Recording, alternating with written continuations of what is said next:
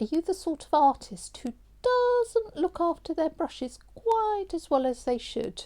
Do you come back to them and they're all a bit painty and sad? Hi, my name's Liz Chadderton. I'm a watercolour artist based in Berkshire in the UK, and every week I give you a tip, trick or technique, super quick, super useful, super practical. This week, all about deep cleaning your brushes. If you've got one of your watercolour brushes that needs a really good deep clean, great way of doing it is to use an old tennis ball, cut it in half, and this well is just the perfect shape, and it's got a little bit of traction to it for washing your brushes. So use a squirt of hand soap. You could use dishwashing liquid, but it's a little bit harsh.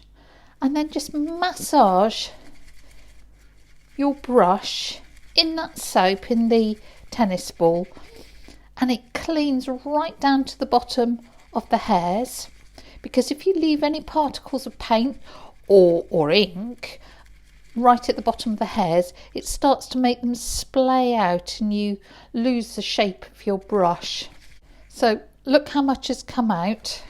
We can now rinse that and repeat until no more comes out. Let's have a look whether any more does. You'd think that would be clean by now, wouldn't you? But it's amazing. See, again, amazing how much comes out of a brush. So this will really get it deep clean. So once you've really cleaned your brush, you need to squeeze out any excess water and reshape it, and you need to make sure it's totally dry before you store it, because otherwise you'll end up with mould or mildew, or you'll find your little ferrule starts to rust. So get the excess water out. If you can, the best way to dry them is to actually suspend them with the bristles down, because any water that's got up under here can then drain out. But if not, dry them flat, maybe stick them on a bit of kitchen towel, let it dry absolutely thoroughly before storing it. Never store your brushes on their ends, because you'll ruin the shape of them.